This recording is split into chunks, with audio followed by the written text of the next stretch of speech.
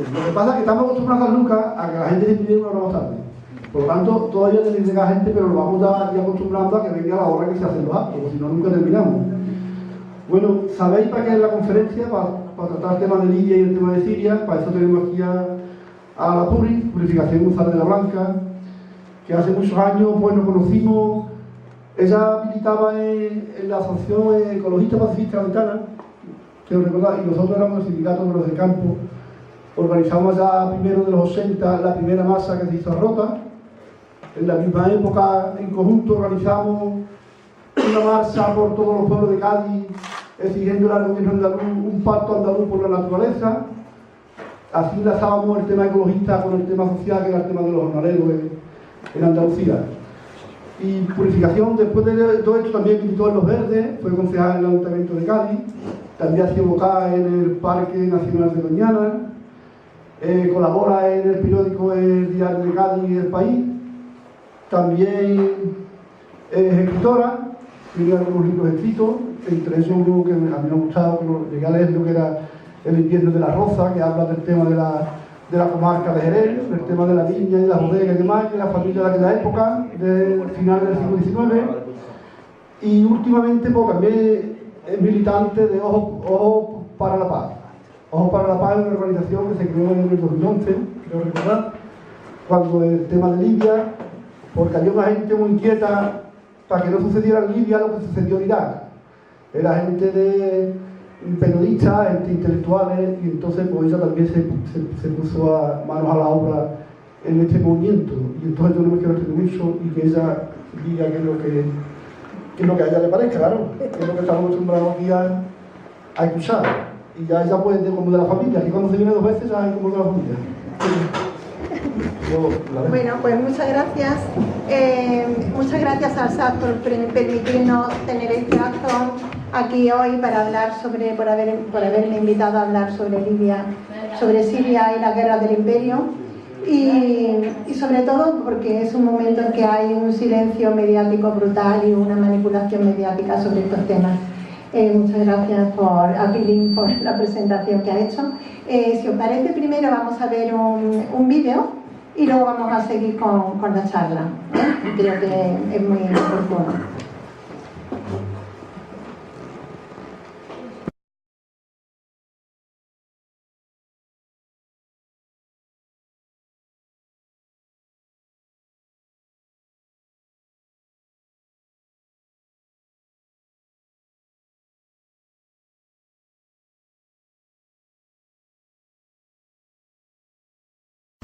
About 10 days after 9/11, I went through the Pentagon and I saw Secretary Rumsfeld and Deputy Secretary Wolfowitz. I went downstairs just to say hello to some of the people on the Joint Staff who used to work for me. And one of the generals called me in. He said, "Sir, you got to come in. You got to come in and talk to me a second." I said, "Well, you're too busy." He said, "No."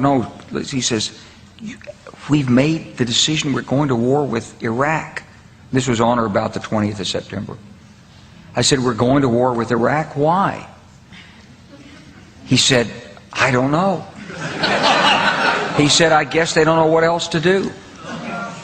So I said, "Well, did they find some information connecting Saddam to Al-Qaeda?" He said, No. He says, "There's nothing new that way. They've just made the decision to go to war with Iraq." He said, "I guess it's like we don't know what to do about terrorists, but we've got a good military and we can take down governments." And he said, "I guess if the only tool you have is a hammer, every problem has to look like a nail." So I came back to see him a few weeks later, and by that time we were bombing in Afghanistan. I said, "Are we still going to war with Iraq?" And he said, "Oh, it's worse than that."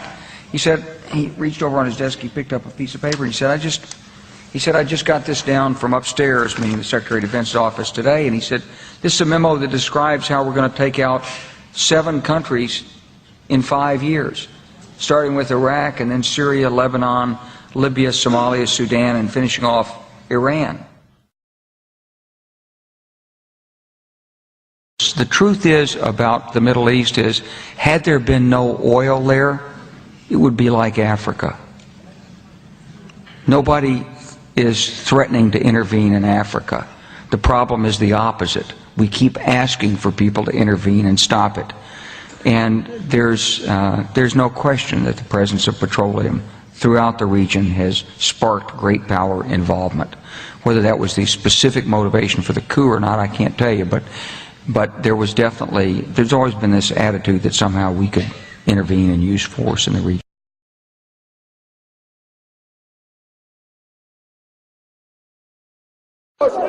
عشرين عائلة يا ناس في حوش، 20 عائلة يا ناس في حوش، 20 عائلة في حوش، 20 عائلة،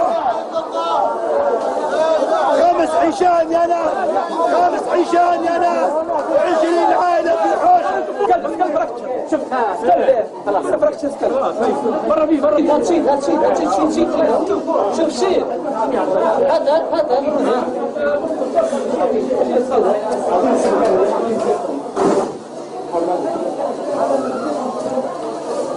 محضر يا عيلة محضر خلقكم من كل شيء.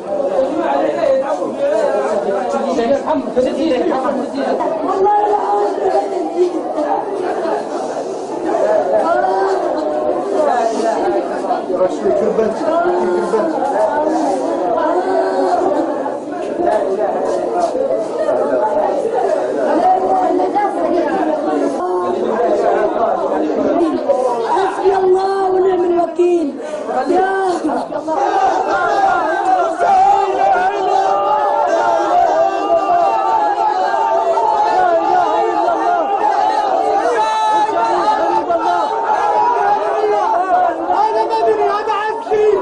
هذا عسكري شوفوا حماية المدنية. هو عسكرينا. هذا بيشوفوا.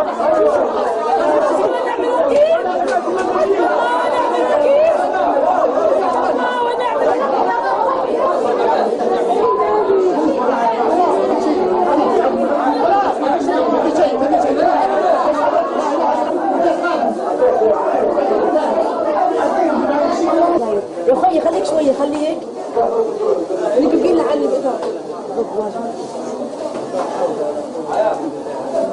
بسم الله ونعم الوكيل. اسم الله معمر ما متخلين عليه.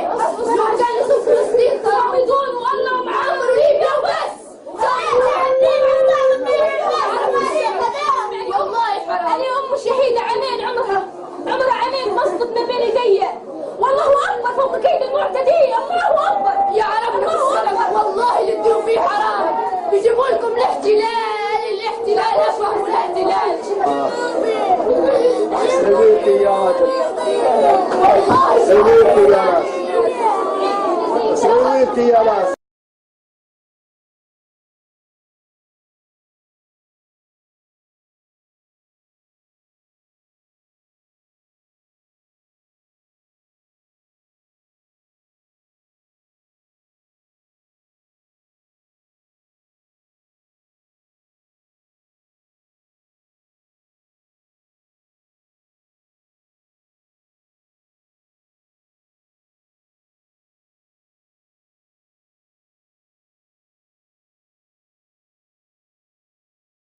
He elegido este vídeo con las declaraciones del general de los Estados Unidos y el comandante supremo de la OTAN, Wesley Clark, donde dice muy claramente que tenían un plan preestablecido cuando sucedió el 11 de septiembre. El 11 de septiembre de 2001, que hemos visto reiteradamente en multitud de medios de comunicación, fue un autoatentado que se hicieron los norteamericanos a sí mismos para tener el pretexto para invadir una serie de países que ellos ya tenían en el objetivo.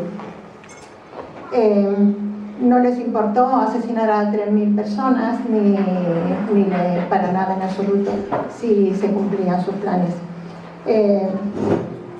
¿Obedecía quién había orquestado este plan? Pues nosotros siempre mantenemos en Ojos para la Paz, que es la Reserva Federal Norteamericana. Lo que querían era hacerse, como ya es obvio, con los recursos de una serie de países, de modo que el dólar, que está tocado de muerte, y el sistema económico capitalista, que está tocado de muerte, pudieran sobrevivir algún tiempo más. No es solo cuestión de petróleo ni de gas, que también. Los países atacados no pertenecían al Banco de Compensaciones Internacionales, o sea que pertenecían a un sistema ajeno al Fondo Monetario Internacional y ajeno a ese sistema podrido y contaminado que nos está afectando directamente. Ellos, al hacerse con los fondos de esos bancos, de los bancos de los países atacados, saneaban el dólar. Lo primero que hicieron en Irak fue asaltar la banca, igual que hicieron en Libia. Pero ¿quién decide estas guerras? Pues ya lo hemos comentado, la Reserva Federal Norteamericana, que no tiene nada que ver con un banco central, aunque muchos lo crean, sino que es un club privado de empresarios judíos sionistas, dueños del petróleo, de la banca, del dólar. Son los Rothschild, los Rockefeller, los Lehman Brothers, Morgan, Warburg, etc., que deciden los destinos del mundo y que quitan y ponen presidentes de los Estados Unidos, que los utilizan para sus intereses privados. 4 presidentes de los Estados Unidos que no se doblegaron a sus imposiciones fueron asesinados, aunque antes no se llamaba Reserva Federal Norteamericana, pero eran los mismos. Lincoln, Garfield, McKinley y John F. Kennedy fueron asesinados. Se habla sobre un quinto también, pero hay dudas. Después de destruir Afganistán e Irak, fueron a por Libia. Libia ha sido arrasada, saqueada, repartida como un botín.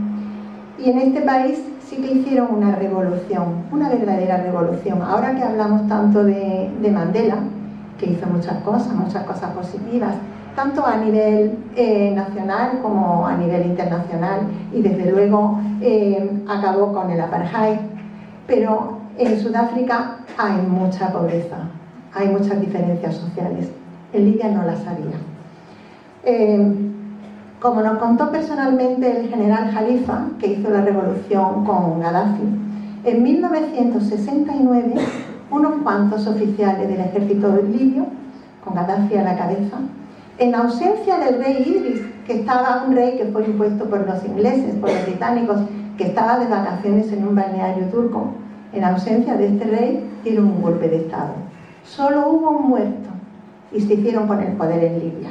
Y vaya lo que hicieron, cerraron las bases norteamericanas, expulsaron a la British Petroleum. La British Petroleum, enfrentarse con ella sí que es un poder fáctico. Que pregunten a los iraníes, que se ha pasado un siglo colonizando Irán. Pues echaron a la British Petroleum, echaron a los británicos, que se replegaron hacia Egipto, y a 40.000 italianos. Y dijeron, Libia para los libios. Hicieron una verdadera revolución. Libia era un polo de prosperidad. Algunos de vosotros del SAD habéis estado allí. Con la mayor renta per cápita e índice de desarrollo humano de toda África, según la propia ONU. Un mes antes de ser atacada había recibido una mención por la ONU de felicitación por el tratamiento, la atención que dedicaba a los niños y a los ancianos. Tenía la mayor esperanza de vida de toda África, 77 años, igual que Alemania. Tenía establecida en Libia una paga personal por libio, por persona y mes de 300 euros para todos los libios, en concepto de reparto de las rentas del petróleo. Atención sanitaria universal y gratuita de alto nivel. Préstamos sin interés. Becas y ayudas al estudio en cualquier parte del mundo de 1.600 euros mensuales. Yo he conocido a algunos libios que han estudiado en diferentes países, pagados por el Estado. Una red de abastecimiento de agua que cubría toda Libia, que fue una obra impresionante que hizo el coronel Gaddafi, porque Libia tiene debajo de las capas de petróleo unas extensísimas zonas, capas de agua, una extensión como Alemania.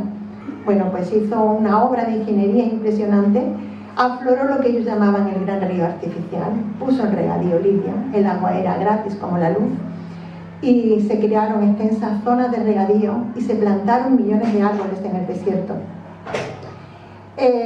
Tenía vivienda reconocida como derecho constitucional. En Libia tenían el pleno empleo. No solo tenían pleno empleo, sino que tenían 2,5 millones de puestos de trabajo para extranjeros. De hecho, había 1,5 millones de egipcios trabajando en Libia, que cuando atacó la OTAN y los países, lo que se autodenominan ellos como países democráticos o plataforma internacional, ellos se creen que son la ONU. Bueno, cuando atacaron a Libia se tuvieron que ir, por cierto que mataron a muchos de los inmigrantes que había allí, sobre todo los negros. Cuando volvieron a Egipto, ese 1,5 millones de egipcios que había, se creó un problema monumental en Egipto. O sea que el ataque a Libia ha creado problemas en todos los alrededores. El gobierno libio había proporcionado a sus habitantes logros que no habían conseguido la mayor parte de las potencias atacantes. Libia además no tenía deuda externa. Pero después de arrasar Afganistán e Irak, fueron a por Libia. Libia ha sido destruida, arrasada, repartida como un botín. Bombardearon más de 10.000 operaciones de bombardeo. Puertos, aeropuertos, sistemas de regadío, hospitales, ciudades. Algunas ciudades importantes fueron arrasadas, como Beni Walid o Sirte. Escuelas, universidades, barrios, bombardearon hasta los rebaños de ovejas. Los muertos se estiman en unos 250.000. 2 millones de libios han huido al exilio. Hay que plantearse que Libia tenía 6 millones de habitantes, incluidos 2,5 millones de inmigrantes. O sea, si hay 2 millones de libios en el exilio, es 50% o más de la población. Quiero contar la entrevista. Bueno, quiero decir que Ojos para la Paz se creó para tratar de ir a Libia y contar la verdad de las tantas mentiras que se estaban contando en medio de tanta manipulación mediática y de tanta mentira. Creamos Ojos para la Paz en 2011, empezamos a movernos en marzo de 2011 y cuando intervino la OTAN quisimos ir allí para constatar lo que estaba haciendo la OTAN y las potencias occidentales. Entonces solamente pudieron ir 6 compañeros. Más adelante, hace menos de un año que hemos estado allí en una misión de Ojos para la Paz, quiero contar algunas de las reuniones que tuvimos, porque nos reunimos con personalidades de la llanegrilla del gobierno anterior en busca y captura, que están perseguidos a sangre y fuego. Estuvimos con el presidente del Parlamento, con el responsable de la Empresa Nacional de Petróleo, con muchas personalidades, con la familia del que fue embajador de Libia en la ONU, que estaban angustiados porque a este hombre, que era una excelente persona, los mercenarios rebeldes lo tiraron desde el tejado de la cárcel, le rompieron los brazos y las piernas. La familia tuvo que pedir la intervención de la Cruz Roja Internacional, ahora mismo está en la cárcel, hay muchísimos presos políticos. Pero nos impresionó especialmente una entrevista que tuvimos con el director del hospital de Sirte. Este hombre nos contó que la OTAN bombardeaba día y noche, que estaba la gente enloquecida, que estaba todo el mundo absolutamente destrozado. Entonces, amparados por la OTAN, entraron los mercenarios contratados por Occidente, entraron en el hospital, asesinaron a 25 enfermos, a todos los enfermos que había allí, asesinaron a todos los médicos, a su hermano incluso le pegaron un tiro en la cabeza, y a él le dieron 2 tiros y sobrevivió de milagro y estaba en busca y captura. Luego la OTAN bombardeó el hospital, hubo 200 muertos. 200 muertos que tuvieron que enterrar en el patio del hospital porque no podían salir a los cementerios por razones obvias. Estuvimos también con otra persona, con Khaled El Hamedi. De Khaled El Hamedi sabíamos algo porque vimos en televisión española un bombardeo de la OTAN, de los primeros bombardeos, que lo celebraron con mucho entusiasmo porque parecía que habían bombardeado un cuartel general del 2º de a bordo de Libia. Estuvimos con Khaled, que era la persona a la que pertenecía la casa que había bombardeado. Nos enseñó unas fotos y nos dijo: estos eran mis niños, unos críos preciosos, jugando, besando a sus padres, jugando con sus animales, les gustaban mucho los animales, tenían cabras, tenían ciervos, burritos. Y la mujer, esta era mi mujer, Asma se llamaba, que estaba embarazada. Las fotos siguientes, estos son los trozos de mis niños y de mi mujer. la OTAN lanzó 8 misiles sobre la casa. Khaled estaba combatiendo a los mercenarios que habían invadido Libia y llegó a su casa porque era el cumpleaños de su niño, cumplía 3 años. La cabeza del niño no aparecía. Mataron a toda la gente que había en la casa. Esas son las guerras humanitarias de las que nos hablan.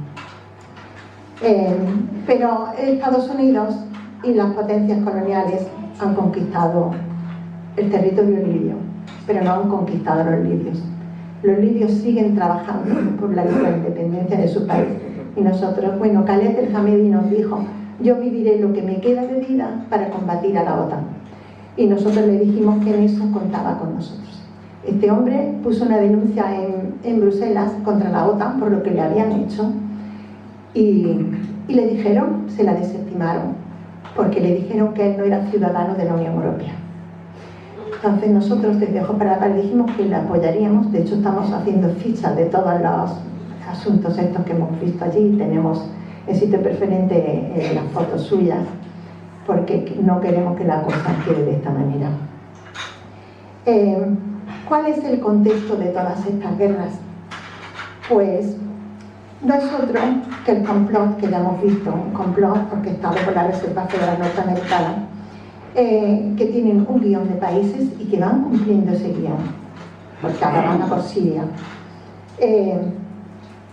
Se inicia siempre, ¿cómo se inician estas guerras? Pues cuando apuntan a un país, empiezan a calumniar a sus gobernantes. Son dictadores, no respetan los derechos humanos, la gente protesta, agitan, montan las primaveras árabes, montan las revueltas naranjas, las revueltas de colores.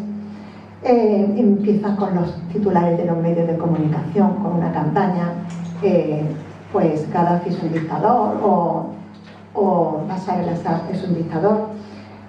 Cuentan con los medios de comunicación, con unos medios de comunicación que se han convertido en medios de propaganda. Controlan hasta parte de la izquierda, es lo que nosotros llamamos izquierda infiltrada, allanadores del camino del imperio.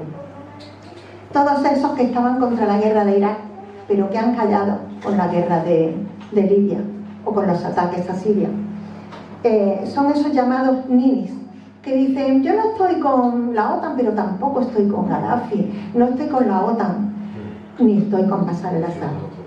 No tomar partido es tomar partido. Cuando uno no está en contra de la injerencia, cuando uno no apoya a aquellos países que están amenazados por los misiles, va la cosa. Y bueno, empiezan diciendo que no son países democráticos, y nosotros le preguntamos ¿a qué democracia? ¿De qué democracia nos habla? ¿La de Guantánamo? ¿La democracia de los drones? ¿La de los asesinatos selectivos?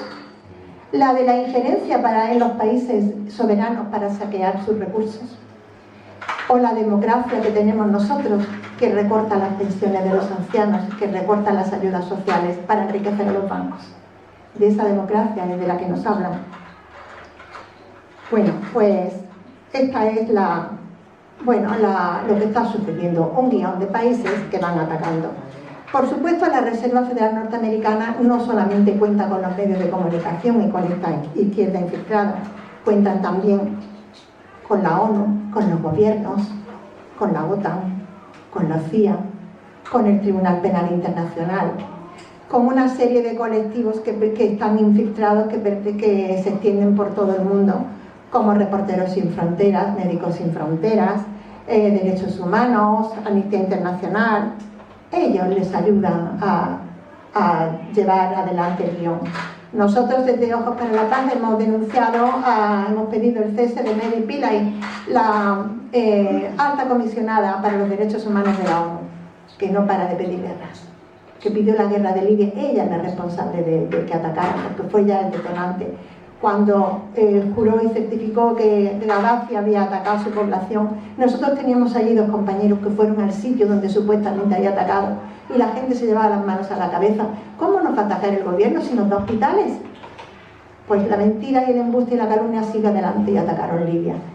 Bueno, ella ha pedido ahora que ataquen Siria. Nosotros hemos pedido que la cesen, porque está para defender los derechos humanos, no para hacer guerras. bueno, cuentan con todo este tinglao. Ellos, la Reserva Federal Americana, es el Club Bilderberg. Son los mismos, a donde invitan a los próceres intelectuales o a los próceres empresarios o políticos, a los que luego les harán los honores, los subirán y los explotarán, los tendrán como peones de su juego, de su guerra. Como es el caso de nuestra vicepresidenta del gobierno, Sáenz de Santa María, que va a las reuniones del Club Bilderberg, o como es el caso de Bernardino León, responsable de la Unión Europea para asuntos del norte de África. El capitalismo está en crisis, el dólar se ha hundido, y como un vampiro está buscando sangre fresca de otras bancas, de otros bancos, de otros países. Devoró los fondos de los bancos iraquíes, como ya he comentado, y los de los bancos libios. De Libia se llevaron 200.000 millones de dólares de los bancos. Lo denunció antes de morir el propio Chávez, presidente de Venezuela. Robaron de Libia hasta las becas de los estudiantes, se llevaron de los bancos, además de llevarse, por supuesto, a las reservas de oro del país. Caído el sistema comunista, que ya se encargaron ellos de que cayera la URSS, se inventaron el enemigo musulmán. Ellas siempre necesitan inventarse enemigos. Ya en 1974, ese asesino de masas que se llama Henry Kissinger, que ha destruido tantos países, que ha hecho tantas matanzas y que es premio Nobel de la Paz, igual que Obama, este hombre escribió un estudio titulado Implicaciones del crecimiento mundial para la seguridad de los Estados Unidos e intereses de ultramar. Ese tratado que él escribió, este texto, fue aprobado por el Congreso de los Estados Unidos como si fuera una ley. ¿Qué dice aquí? Pues dice que Estados Unidos intervendrá con su ejército para apoderarse de los recursos que considere estratégicos, como el petróleo o el gas, allí donde estén. Para eso está el ejército de Estados Unidos, para atacar países y apropiarse de sus recursos. No está para otra cosa, hay que tenerlo claro. Destruida Libia, saqueada Libia, repartida Libia, puesto un gobierno títere de doble nacionalidad, norteamericana y libia. Alguno tiene también nacionalidad alemana. Tienen tanto miedo estos señores impuestos a la fuerza que no viven en Libia, viven en Túnez y viven en Malta, porque no se atreven a vivir en Libia. Porque Libia es un caos, no hay gobierno, no hay orden, Libia ha desaparecido como Estado, está lleno de bandas, invadido de bandas armadas el país, eso es lo que han hecho con Libia. Pero ahora no se han empeñado, no se han contentado con Libia, ahora van a por Siria. El 3 de septiembre de 2013, Estados Unidos lanzó 2 misiles desde la base de Rota contra Siria. Estos misiles fueron interceptados, uno por los rusos, uno destruido, el otro desviado al mar. A partir de ese momento, dice nuestro compañero, el sociólogo peruano Enrique Muñoz Gamarra, a partir de ese momento comenzó el declive de los Estados Unidos. Estados Unidos dejó de ser potencia hegemónica, dando paso a China y a Rusia. Estados Unidos se ha estrellado en Siria. Le exigieron un referéndum de reforma constitucional y lo hicieron, lo ganó el gobierno sirio. Les pidieron unas elecciones, convocaron unas elecciones que se celebraron el 7 de mayo de 2012 y que ganó la coalición que está en el gobierno. En Libia siempre dicen, en Siria, es que gobierna Bashar al-Assad. Gobierna una coalición integrada por el Partido Comunista Sirio, Partido Socialista Sirio, Partido Baaz y Partido Nacerista, que están en el poder porque los votó el 61% del censo electoral de Siria. Ellos en Siria pues, han sido interceptados, investigados, han mandado distintas comisiones de observadores de la Liga Árabe y de la ONU y todos han informado a favor de Siria. Crearon las potencias occidentales, como no pueden con el gobierno sirio porque está el pueblo unido con su ejército y con su gobierno, crearon unos supuestos amigos de Siria que empezaron a convocar con cumbre de los amigos de Siria. Por cierto, que alguna vez en una cumbre se vio que el representante de Siria era un actor de teatro, que eso es otra vergüenza para ellos. Y estas cumbres fueron un fracaso. En la última cumbre invitaron a 124 países y fueron 10 con Qatar, que era el que invitaba, el anfitrión. Bueno, ¿qué hacen entonces? Los llevan a la ONU. Es sorprendente que Israel dispara 3 misiles contra Siria, destruye un montón de instalaciones, mata a 400 personas. Se convoca al Consejo de Seguridad de la ONU y dicen que van a sancionar a Siria, no a Israel. Algo ya absolutamente demencial. Pero cada vez que han convocado para sancionar a Siria en la ONU, pues ha sido vetado por Rusia, y China no ha permitido que se sancionara a Siria. ¿Qué inventan entonces? Inventan las armas de destrucción masiva y le imputan al gobierno sirio la utilización de gas sarín. En Siria se ha utilizado gas sarín, como se ha determinado en una investigación llevada a cabo por la propia ONU, pero no ha sido el gobierno, han sido los mercenarios. Y es sorprendente también que Estados Unidos acuse a Siria de poseer gas sarín o armas químicas, cuando ellos tienen 3.000 toneladas de armas químicas, Estados Unidos, que se ha negado a destruir. Cuando se firmó el tratado sobre las armas químicas, Estados Unidos pidió una prórroga para destruir las suyas. Ahora han pedido hasta el año 2023. Hasta el año 2023. Ellos acusan a los demás de tener armas que ellos tienen y que ellos hacen que los demás destruyan sus armas, pero ellos siguen guardándolas. Siria cumple las reglas del juego, Estados Unidos no, las potencias coloniales no. Ellos continúan invadiendo Siria de mercenarios armados, entrenados, dotados, equipados por ellos. Siria ahora mismo está llena de grupos mercenarios que incluso han empezado a guerrear entre ellos. Los equipos, las facciones más importantes de los mercenarios son el Frente al-Nusra y otras que son satélites, y esta que se llama, que defiende el Emirato de Irak, que ahora han secuestrado unos periodistas, pero periodistas que estaban trabajando para ellos. Es que es sorprendente. ¿A quién le piden ayuda ahora a las familias de los periodistas si estaban trabajando para los que los han secuestrado? Bueno, pues España está ayudándole directamente a estos mercenarios. España está ayudando a Al-Qaeda y las potencias occidentales están apoyando a Al-Qaeda. Y hace pocos meses se celebró una cumbre en Madrid con mercenarios de los que están operando en Siria, y nuestro ministro, el insigne José Manuel García Margallo, les dio 4.750.000 euros. O sea, España no tiene problemas para... Entonces, conviene tener claro que en Siria no hay una guerra civil. Una guerra civil es cuando hay dos bandos que se enfrentan. En Siria hay un ejército, como he dicho, unido a su pueblo y a su gobierno, luchando contra una invasión de mercenarios pagados por Occidente. Ahora Occidente no sabe qué hacer con esos mercenarios, porque incluso se han reunido los ministros del interior de los países de la ONU, diciendo qué va a pasar cuando esos mercenarios, a los que han adiestrado para volar edificios y para asesinar gente, vuelvan. Ya es un problema. En Estados Unidos también se ha planteado ese problema. Bueno, ¿por qué todo este interés con Siria? Ya hemos hablado de los otros países. Bueno, Siria no es ni más ni menos que la puerta de entrada a 3 continentes: Europa, Asia y África. No hay otro lugar más estratégico. Guarda en sus entrañas las segundas reservas de petróleo del mundo y probablemente las segundas o primeras de gas. Tiene territorios que ansía Israel para expandirse, para crear el gran Israel.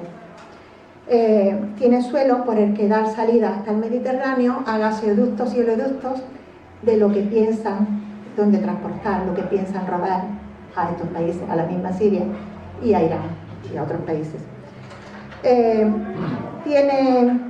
Habría que añadir también eso, que en Siria se ha roto la hegemonía de los Estados Unidos, que está cayendo en picado. Pero con estas guerras ellos estaban jugando con más barajas. Ellos asaltaron Libia, saquearon Libia, e instalaron en Libia el Africón, que por cierto ha instalado también unas dependencias en Canarias. Han instalado el Africón y desde ahí están saltando a otros países africanos. Han iniciado las potencias coloniales el nuevo reparto de África. Desde Libia han saltado a Mali, donde tenemos un compañero ahora mismo, Flavio Signori, que conocéis muchos de vosotros. Han saltado a la República Centroafricana. Por cierto que España ha mandado tropas a ambos sitios, a Mali y a la República Centroafricana. Ya estaban en Somalia con el pretexto de los piratas era un pretexto evidente. Y en Sudán, en Kenia, en Costa de Marfil, en Níger. Están insistiendo y presionando en Egipto ya metieron a los hermanos musulmanes y ahora que si les acusan de golpe de Estado, están presionando en Egipto, están presionando en Túnez. Tenemos compañeros en Túnez que están muy agobiados. El tema es saquear los recursos que no se pudieron llevar en otras ocasiones, los recursos de África, y repartirse de nuevo África. Además, dicen que es que en África está actuando China, está operando China y que tiene que combatir a China. Pero hay muchas diferencias, porque China está teniendo influencia en África por el comercio. No es lo mismo tener influencia por el comercio que lanzar misiles y quedarte con el país, destruirlo. Hay unas diferencias sensibles. Bueno, quiero terminar. Bueno, antes de terminar quisiera que hiciéramos un comunicado para pedir la libertad de Bahar Kim Yong-gir. Bahar Kim Yong-gir es una persona que lucha por la paz, que está denunciando las mismas cosas que denunciamos nosotros. Es un periodista e historiador belga, de origen turco, al que tiene en busca y captura el FBI.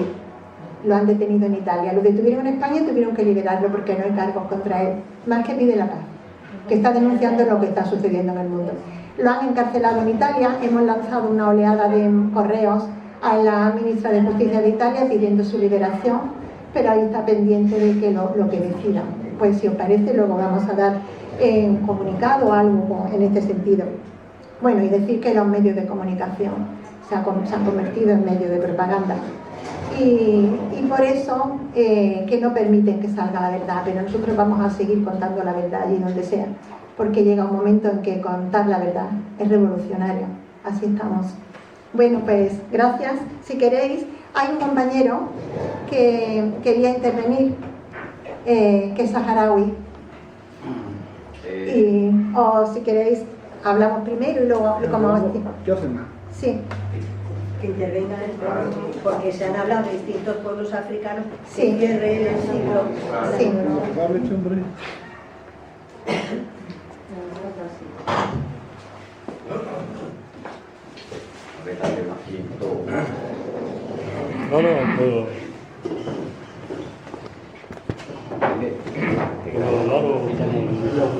¿Quieres ser? Siéntate aquí. Pero yo creo que... lo puede devolver. Vente por este lado. Ponte por este lado. Sí. Gracias.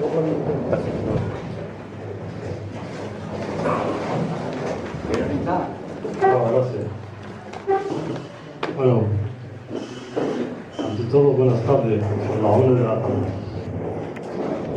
Bueno, esta pequeña intervención, ahora no quiero serme aburrido, quiero poner un poquito vosotros en la imagen de un pueblo olvidado, de un pueblo que ha sufrido 37 años esperando que llegue a su independencia, a llegue a conocer sus maravillosas playas. Yo pongo mi voz, incluyo mi voz a la voz de la señora sobre la intervención de los occidentales ahora en África, que me duele mucho, y esto hace despejar sobre la gente, sobre de las causas justas que están buscando. Ahora la intervención de los occidentales fue innecesaria, bajo ningún pretexto, bajo ninguna excusa. Fue una intervención por unos judíos que están manipulando este mundo, ya lo tenemos en cuenta, están controlando las bancas, los medios de comunicación y todo. Los judíos son ahora que manipulan la economía de Marruecos. Marruecos es el país ocupante del Sahara Occidental ilegalmente. Entonces, ahora, y me insistí aquí por el acuerdo de la Unión Europea por la pesca, de nuevo 4 años firmado, me agobió y me hizo hablar mucho sobre la política internacional hacia el Sahara. En vez que estamos triunfando la Unión Europea nos excepcionó mucho por este acuerdo. Entonces, ves que nosotros estamos llegando a la meta, estamos bajando por este acuerdo en la zona. Este acuerdo de pesca se incluye la zona de Sahara Occidental. Entonces, Naciones Unidas no expresó nada sobre este acuerdo y la causa saharaui aún sigue. Cada vez que le dan luz, le meten en un hueco. Entonces, esto sobre el parte político de Sahara Occidental. El parte humano, voy a hacer un llamamiento a todas personas que tienen conciencia y tienen un poco de sentimientos humanos, que hay un pueblo refugiado en el inmenso desierto de Argelia. Este desierto, aún nunca hemos llegado a conocer una primavera o un otoño como vosotros, solo 2 estaciones del año, primavera, invierno y verano. Tenemos niños recién nacidos en esta plena naturaleza, una naturaleza que no quiso Dios para el ser humano. Esta gente vive en unas jaimas hechas de telas, en unas casas, unas habitaciones hechas de adobe, techadas con zinc, donde la temperatura llega a 50 grados, que no puede llegar a comer un pan. Entonces, estos niños recién nacidos, de cada 20 minutos se seca el pañuelo que tiene envuelto el niño para mantener un poco la temperatura de este niño. Le vuelven a mojar de nuevo con agua y le devuelven al niño para que llegue a la noche. Y si llegará la noche, si bajará la temperatura, bajará a 45 grados, a 44. Entonces, están viviendo en una situación inhumana. Están viviendo en unos momentos, en unas condiciones muy malas. Entonces, quiero concienciar a vosotros que transmitan este mensaje a todos los seres humanos, que tengan conciencia, que tienen principios humanos, que dan un poco opresión a vuestros gobiernos, que estos refugiados no pueden seguir así. Pero tenemos la esperanza y tenemos la fuerza mientras estamos buscando nuestros derechos. Entonces, gracias a los, como me dijo Chos, a los sindicatos andaluces de trabajadores por darme esta oportunidad. No quiero ser aburrido en tantas palabras, no. Quiero poner en vosotros un poco en la imagen humana de este pueblo y espero, o quiero mi amiga que está conmigo, que habla un poquito sobre el Sahara. Os agradezco mucho.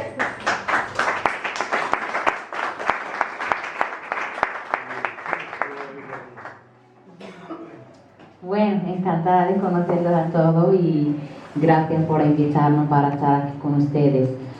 En principio yo solo quería presentarme para conocer a ustedes y sobre qué estás trabajando y sobre qué es lo que estáis haciendo. Y en segundo también hablo por el nombre de las mujeres saharauis y que sepan también que las mujeres saharauis están también luchando por su causa y por su libertad y la libertad de todas las mujeres saharauis en el mundo.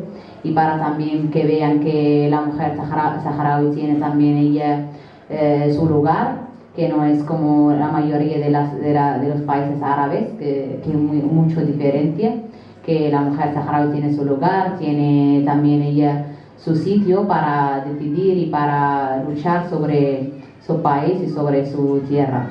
Nada más que eso, encantada de conoceros.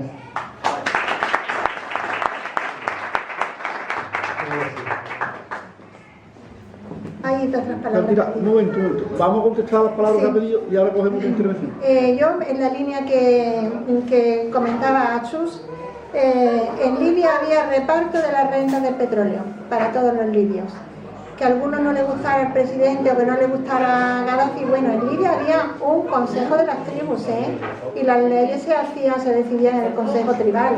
De hecho, nosotros estuvimos reunidas con el presidente de todas las tribus. Y claro, eso es más democrático que otras muchas cosas, que todas las tribus deciden algo que no les interesa a parte de la población, pero son la mayoría. Había reparto de las rentas del petróleo y había pleno empleo en Libia. Yo me daba con un canto en los dientes, nada más que con esos dos temas. Y todo el mundo disfrutaba, tenía, bueno, su asignación mensual de 300 euros por persona y al mes, todos los meses. Sobre el tema, sobre el acuerdo de pesca, nosotros apoyamos a los compañeros saharauis como no podía ser menos. Lo que pasa es que en una charla que se nos ha pedido sobre Libia y Siria hay tantos temas, están también los palestinos, hay tantos temas que nosotros no podemos tratarlo. Pero sí que es un tema evidente, hay un tema claro, que es el dominio de unas políticas de los países, bueno, yo me iba más lejos, la Reserva Federal Norteamericana, que decide qué países hay que invadir, qué países hay que atacar. Fundamentalmente estamos hablando de petróleo y gas y, por supuesto, otros muchos recursos, como puede ser la pesca. La Unión Europea es una cola del imperio. La Unión Europea funciona a dictado de los Estados Unidos. Es así. Y no tiene más que ver que toda la guerra de Estados Unidos está apoyando a la Unión Europea. Luego,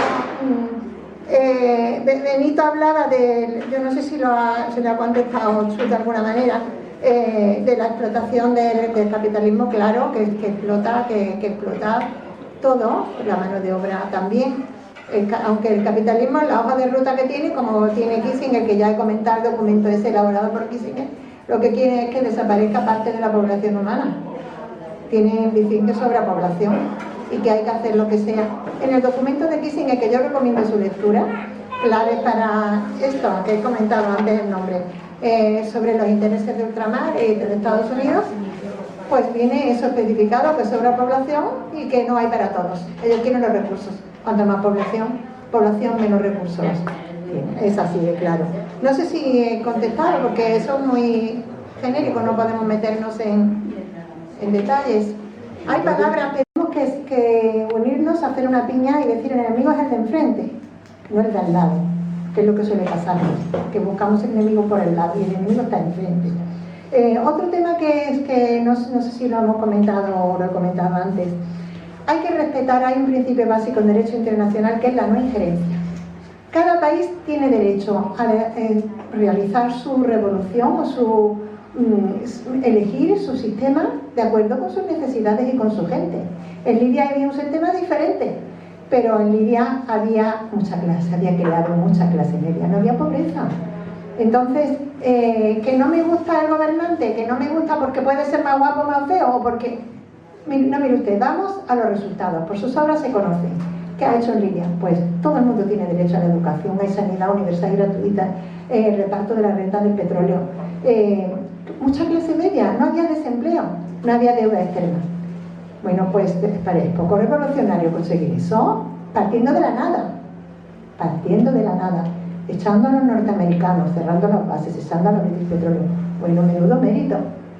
Ya quisiera que nosotros nos atreviéramos aquí a hacer algo similar. Y luego, bueno, eso que no sé si había alguna otra palabra. Yo quería comentar eso, que los países tienen derecho a hacer su revolución. Y nosotros no somos los perfectos ni tenemos parámetros para decirle, todo el mundo tiene que elegir poner una democracia con elecciones y con partidos. Pues no puede haber gente que lo haga de otra manera. O en Cuba yo he visto que hay una democracia, la gente vota, las personas. No es que aquí un partido y mete al montón de, a veces inútiles, que la gente se ve obligada a votar. Bueno, pues no, hay que buscar otras modalidades, otros sistemas, y hay países que las han conseguido y hay que respetar, sobre todo la no injerencia.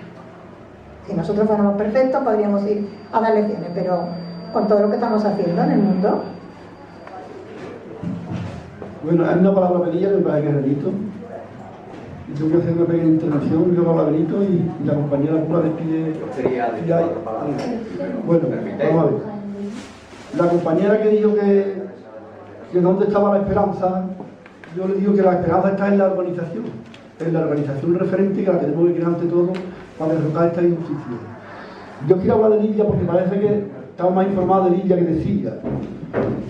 Aquí les he comentado que los estados parece que son todos iguales, y iguales no son. Partiendo de la base de que la sociedad en la que vivimos es una sociedad imperfecta, de que impera un sistema corrupto, criminal como es el capitalismo, donde hay una parte de esta tierra que se puede liberar de una forma o de otra, siempre tenemos el pie encima a ver cómo nos movemos para pisotear. Entonces yo creí que en Libia, la lucha que hemos llevado en Andalucía durante siglos, hace ya 30 años, que era la lucha por la tierra estaba repartida.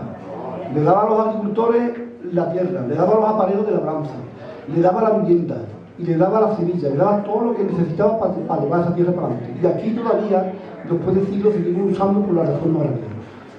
Los estudiantes, como ha dicho bien pura, tenían todos los estudios pagados a todos los niveles. El extranjero, los másteres, todo lo que le diera la gana. La sanidad gratuita y universal, una sanidad de calidad. Tenían la vivienda gratis. Los chavales que se querían casar tenían un dinero que se lo daba al gobierno para que se pudieran casar, me parece que en aquella época eran unos 5.000 dólares. 60.000 dólares. En dote por matrimonio. Si se quería comprar un coche, tiene una subvención para comprar un coche. Hay que decir esto que la urbanización del pueblo libio, no, a lo mejor nosotros no la concebimos porque su cultura es bastante diferente a la nuestra. Es que yo, por ejemplo, yo estoy allí y yo no me voy a dar una cerveza. Pero eso es mi problema porque esa no es mi ciudad y esa no es mi cultura. Pero a eso le trae exactamente sin cuidado. Y luego la urbanización, yo no he visto una urbanización más democrática que esa, que eran los comités populares de barrio. Entonces, en los comités populares de barrio se decidía qué es lo que se iba a ejecutar en esos pueblos. Si, por ejemplo, el gobierno veía que un hospital había que hacerlo en una gran ciudad, los comités populares de barrio decían que el hospital había que hacerlo en tal sitio porque lo veía más conveniente. Y el hospital hacía en el sitio donde decidían los comités populares de barrio. O sea que el Gaddafi no tenía decisión propia. El Gaddafi lo que hacía era, digamos, supervisar o ejecutar lo que los comités populares de barrio decían o acordaban. Esa es la organización libia. Si lo comparamos con esto, pues eso es casi años luz con nosotros, ¿no? O una cosa misma. Bueno, yo estoy de acuerdo con lo que dice Benito. Tenemos que el enemigo es el mismo, con distintas caras, aparece de distintas maneras, pero siempre es el mismo. Entonces no podemos dividirnos nosotros en múltiples luchas, sino unirnos ante ese enemigo común, que es la única manera de plantarle cara. Y otra cosa quiero decir también, que ya lo he repetido antes, que la no injerencia es un principio básico de derecho internacional y que cualquier pueblo atacado o en el ojo del huracán apuntado por los misiles merece nuestro respaldo y que nos solidaricemos con él. Sea el que sea, sin entrar a discutir si es más o menos perfecto el gobierno que tiene. No se puede consentir que destruyan a los países para saquearlos. Eso no se puede consentir. Bueno, no sé si hay más intervenciones, muchísimas gracias. Quiero decir que en Ojos para la Paz hay distintos colectivos de defensa del pueblo, de apoyo al pueblo saharaui, que están metidos en Ojos para la Paz, colectivos de diferentes puntos, de distintos lugares. Y claro que es nuestra causa, la suya es nuestra causa. Está muy bien que ya tengáis aquí una intervención y tenemos que seguir unidos en esta lucha. Ahora vamos a hacer el comunicado de Bajar Kimiungur. Vamos a, si os parece, casi que sería mejor que diéramos nuestro nombre y apellidos y luego os mandamos por correo electrónico el texto. Claro, y se manda a donde haya que mandar. Sí, ahora hacemos un listado con nombre y apellidos y luego damos el comunicado de apoyo a Bajar Kimiungur, que como dice esta compañera, si cae, si lo entregan a Turquía.